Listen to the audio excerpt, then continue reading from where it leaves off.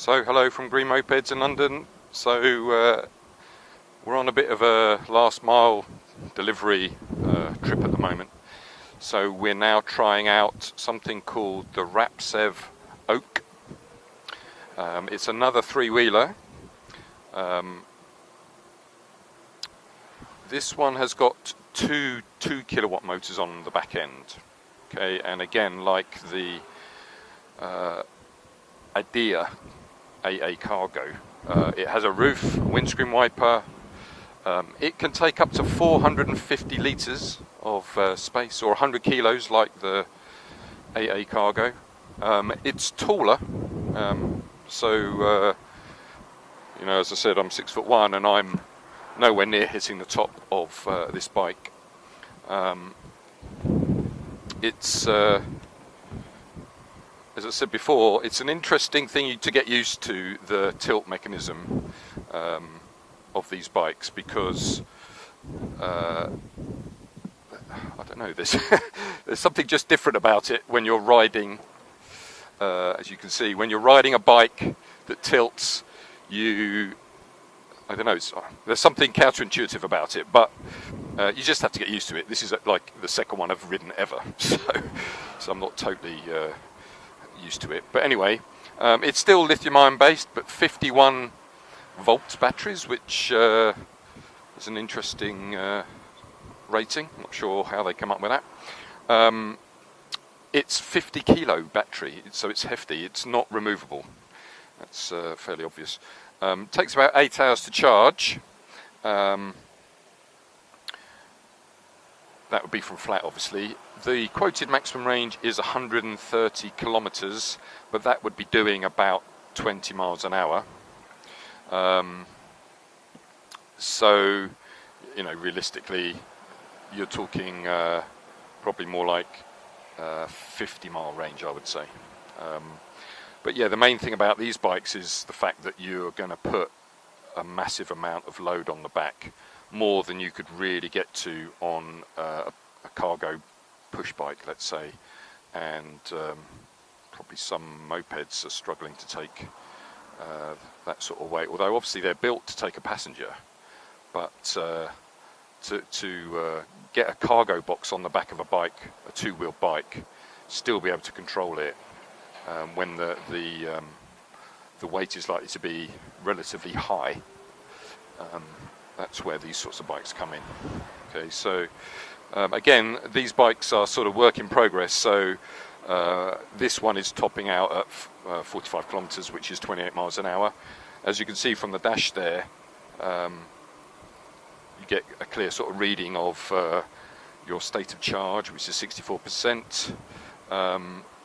There's not particularly a clear readout of range, but kind of everything. I guess if you keep an eye on your charge, that's probably a fairly accurate assessment of what's going on.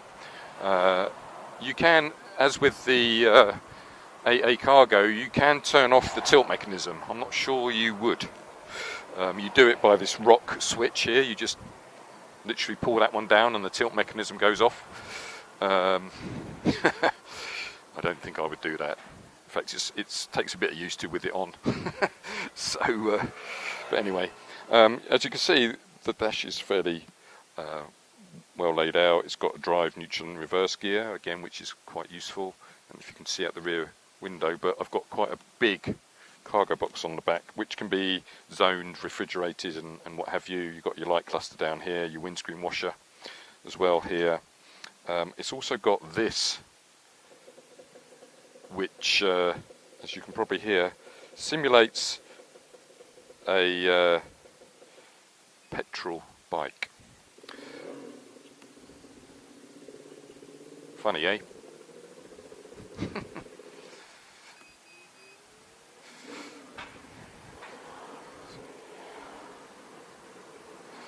So I guess, as you might know, there are moves afoot to have vehicles make noise. Electric vehicles make noise at low speed, and these guys have already thought of that.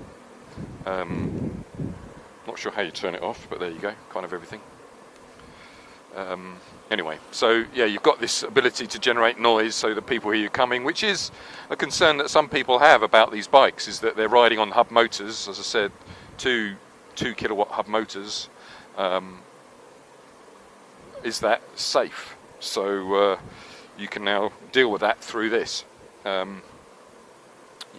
think you can also play music through it as well, which might be preferred. It depends. Okay, but anyway, so 130 kilometers range max. So let's say that's 50 miles. So 28 mile an hour bike. Because it's three-wheeler, it's an L2, but its license requirements are the same as a 28 mile an hour bike. So AM, P, and all that sort of stuff. See if I can turn this off again. Nope.